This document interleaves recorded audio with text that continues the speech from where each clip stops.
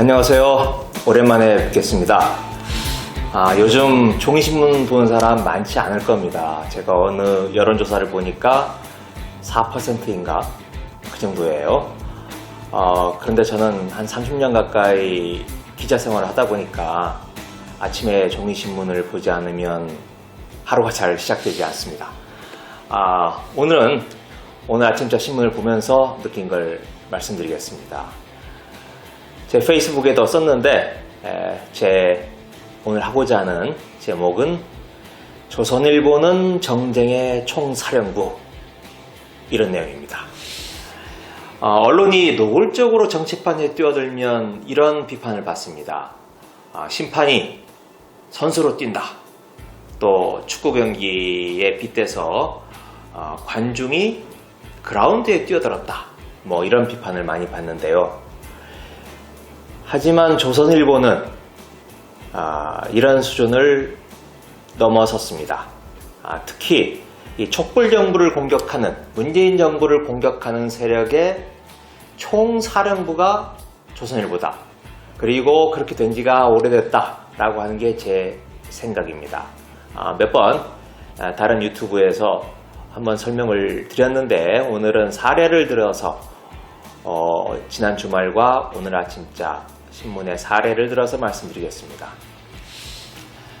원래 이 군대 용어를 말하자면 언론은 우리 국방부로 따지면 뭐 정도 될까요? 국방홍보원? 또는 유문 공연하는 그런 부대? 또 정훈장교? 그런 정도 역할 아니겠습니까? 그런데 다시 한번 말씀드리지만 그러한 보조적이고 부차적인 역할이 아니라 전략 전술을 세우는 그런 총사령부라는 겁니다. 총사령부 뭐 합니까? 뭐 하는 곳입니까? 좌표를 직접 그래서 그곳으로 모든 공격을 퍼부어라 라고 공격 지점을 정하고, 또 그 지점을 공격하기 위해서 전략 전술을 세우고 또 병력을 동원하고 하는 게 이 총사령부 역할인데, 그런 역할을 조선일보가 스스로 자임하고 나섰습니다. 자, 지난 주말부터 오늘까지 상황을 지켜보면서 이러한 제 심정이 점점 더 굳어지고 있습니다. 이재명 지사의 이른바 점령군 발언입니다. 이재명 지사가 이 발언을 하는 것은 7월 1일 저녁 6시 무렵입니다.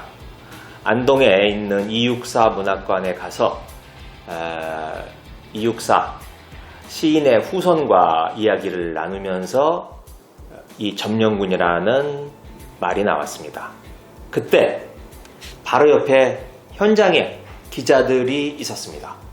또 동영상까지 찍었고, 그 동영상이 이미 나갔습니다. 공개가 됐습니다. 그런데 별일 없이 지나갔어요. 1일 지나가고 2일도 아무런 뉴스가 실리지 않은 채 그냥 지나갔습니다. 하지만 이튿날인 2일이 지난 3일 아침, 조선일보는 대대적으로 이재명 지사의 그 발언을 보도했습니다. 어디 한번 볼까요? 우선 일면에 실었습니다. 일면에 톱으로 실었고, 그 다음에 3면인데요. 3면 제목이 친일파가 대한민국 건국, 초대 내각 다수는 임정요인 항일투사, 이런 제목을 실었습니다. 그리고 사설을 보면 대한민국 대통령 되겠다는 이재명 지사의 대한민국 역사관에서 1면, 3면, 그리고 사설, 이렇게 대대적으로 보도를 했습니다. 이게 뭘 말하느냐? 조선일보 문파, 이런 용어 많이 쓰죠. 반문, 비문, 문파, 그러면서 문파들이 좌표를 찍었다, 이런 용어를 많이 쓰는데 문파가 좌표를 찍은 게 아니고 조선일보가 좌표를 찍은 겁니다. 이재명 지사의 이 발언에 총 공세를 가라 이런 거죠. 그리고 유승민, 하태경 등 국민의힘당 주요 인사들이 이 전선에 동원이 돼서 다들 한마디씩 합니다. 이때까지만 해도 다른 언론사들 이재명 지사의 발언에 아무도 신경을 쓰지 않았습니다. 동아일보만이 예외적으로 그날 3일 아침자에 오면에 그리고 오면 저 하단에 2단으로 조그맣게 보도한 것 말고는 다른 언론사들이 신경을 쓰지 않았습니다. 봤다는 거죠. 그 이재명 지사가 그런 말을 한 줄은 알고 있지만 아무도 그게 기사가 된다고 생각하지 않았던 겁니다. 자, 그런데 조선이 그렇게 좌표를 찍어주자, 포문을 열자, 윤석열 검찰총장 사실 궁지에 몰렸었죠. 금요일에 장모가 징역 3년을 받았으니까 궁지에 몰렸는데 이거 얼마나 반가운 소식입니까? 기다렸다는 듯이 이 싸움판에 뛰어들었습니다. 페이스북 한번 볼까요? 네. 12시 26분에 올렸군요. 그러니까 7월 4일 낮 12시 26분에 점심 먹는 시간인데 올리셨어요. 제목 셀프 역사 왜곡 절대 용납할 수 없습니다 라고 주절주절 썼는데 내용을 보면 조선일보의 말투를 표현을 그대로 따라했습니다. 더 나아가서 대통령 입장 표명도 없다 라고 엉뚱하게 문재인 대통령을 끌어들였어요. 여기에서 문재인 대통령이 무슨 관련이 있습니까? 그러자 조선일보의 선수를 빼앗긴 다른 보수 수구 언론들이 줄줄이 뒤를 따랐습니다. 점령군이라는 발언이 다른 모든 쟁점을 덮어버렸어요. 점령군 발언이 쓰나미 역할을 한 겁니다.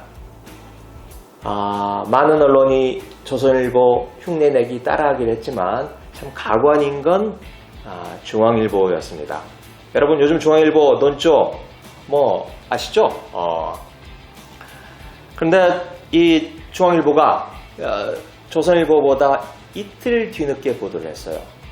3일에 토요일치에 조선일보가 보도를 했고 일요일에 신문이 나온다면 중앙일보가 하루 차이로 조선일보의 보도를 뒤따라갔겠죠. 흉내를 냈겠죠. 그런데 안타깝게도 일요일자 신문이 안 나오니까 이틀 늦게 중앙일보가 월요일 아침 오늘 보도를 했습니다. 기자들이 제일 싫어하는 게 남 뒤따라가는 거예요. 사실 남의 기사 베끼는 거고 남의 기사 흉내내는 거고 남이 만들어 놓은 치면 따라가는 겁니다. 치욕이죠. 그런데 그런 치욕을 무릅쓰고 중앙일보가 어떤 보도를 했는지 한번 보겠습니다. 자, 일면 대선 역사전쟁 해서 일면에 보도를 하고 그 밑에 또 일면입니다. 여전히 최장집 교수를 등장시켰어요. 그래서 대선 주자가 냉전 시대의 역사관을 소환한다 이렇게 최장집 교수를 등장시켜서 이재명 지사를 공격하는데 활용을 하는 겁니다. 그리고 한번 볼까요? 거기에 모자라서 사면에 보도를 했고 오면에 이렇게 최장집 교수가 본 역사 논쟁에서 민주화 세력이 한국 현대사를 정의롭지 못한 역사라고 주장을 하고 있다. 이렇게 최장집 교수와 인터뷰를 한 면에 걸쳐서 싫었습니다. 뭐 그뿐만이 아니에요. 뭐 사설 당연히 싫었고요. 또 만편까지 보탰습니다. 이 조선일보한테 선수 뺏긴 걸 무릎을 치면서 한탄했던 것 같아요. 야, 이거 뭐 선수를 빼앗겼지만 이거 양으로라도 한번 떼어보자, 만회해보자, 뭐 그런 심정이 아니었을까 싶습니다. 자, 그러면 조선일보는 왜 뒤늦게 1일에 한 발언인데 3일에 보도를 하면서 이렇게까지 이재명 지사의 발언에 주목을 했을까요? 제가 여기서 점령군이란 말이 맞느냐 틀리냐 그 이야기를 하고 싶지는 않습니다. 그건 여러분들이 판단하시기 바랍니다.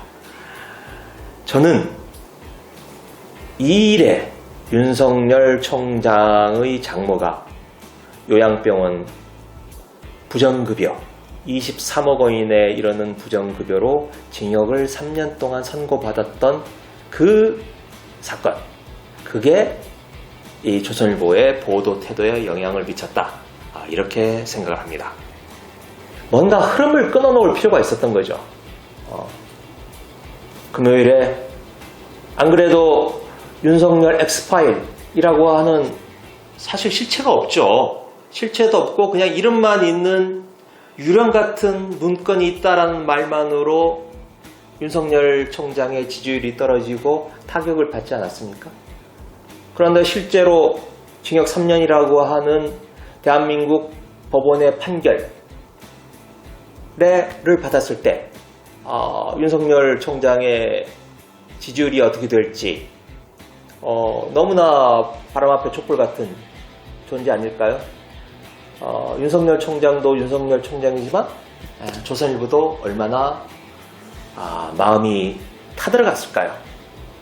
그래서 이 뭔가 흐름을 끊어놓을 필요가 있다.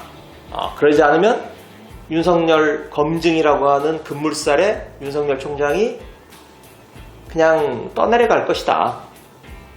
조선일보로서는 지금 어떻게 키워낸 후보입니까? 금지 5기업 키워낸 후보인데 이대로 윤석열 총장을 떠내려 보낼 수는 없다. 그런 안타까운 심정에 머리를 이렇게 싸매고 있다가 이재명 지사의 그 발언이 떠오른 게 아닐까, 이런 생각이 듭니다. 야, 이미 쓰레기통에 버렸는데 야, 그거 다시 가져와봐 해서 요 멘트 요 조금만 뒤틀고 요거 조금만 부풀리면 키울 수 있겠어.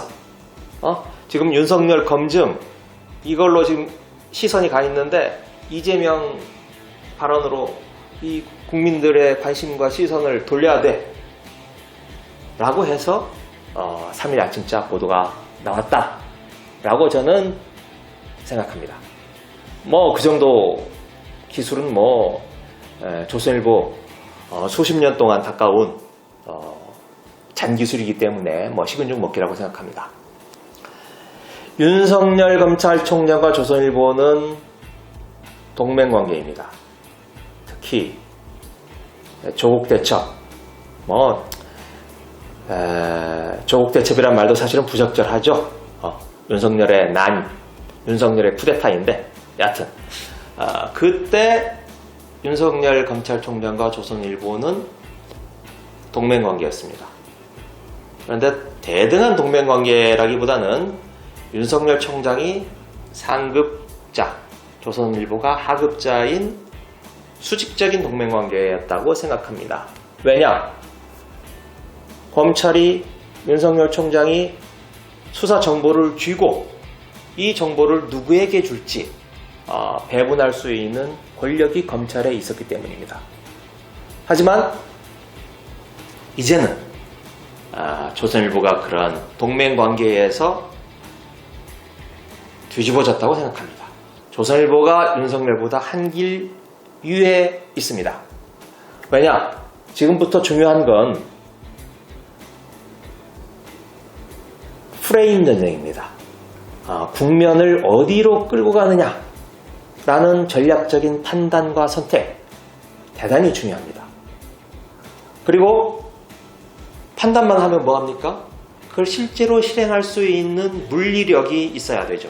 수단이 있어야 되죠. 윤석열 총장 지지로는 있지만 캠프에 있는 사람 몇 명이죠. 하지만 조선일보 자칭 120만 부를 찍는 신문, TV조선 종편 돈 제일 많이 벌죠. 그 외에 주간지, 월간지, 인터넷도 조선비즈 등등등등 많습니다. 대한민국 사회에서 압도적인 스피커를 가지고 있는 조선일보입니다. 판단과 실행을 할 수 있는 조선일보가 더 위입니다. 자, 그러다 보니 윤석열 총장 어떻겠습니까? 이제 장모의 늪, 이제 곧 있으면 아내의 늪도 나올 거예요. 그런 늪에서 벗어나오려면 조선일보가 가르치는 대로, 조선일보가 세우는 전략과 전술의 지침에 따라서 그 뒤를 따를 수밖에 없을 것입니다. 그런데 그러는 사이에 무슨 일이 벌어질까요? 윤석열 총장 애초에 뭐라고 했습니까? 중도층이 중요하다. 그래서 우선 국민의힘에서 자꾸 들어오라고 하는데도 민심경청이니 뭐니 하면서 이제 중도층을 먼저 확보한 뒤에 그런 다음에 거기에서 자신의 지지 기반을 확고히 다지고 나서 그 다음에 국민의힘을 접수를 하러 가겠다. 그런 정도가 윤석열 총장의 구상 아닐까요? 그런데 지금 어떻습니까? 이제는 그런 상황이 아닙니다. 이런 애초에 윤석열의 구상은 차질을 빚을 수밖에 없고 윤석열 총장의 첫 행보가 이렇게 철진한 색깔론으로 시작하는 것, 그건 정치인 윤석열, 인간 윤석열의 본원적이고 어떤 내재적인 한계로 보입니다. 여러분들 생각은 어떠십니까? 네, 오늘은 여기까지 말씀드리겠습니다. 고맙습니다.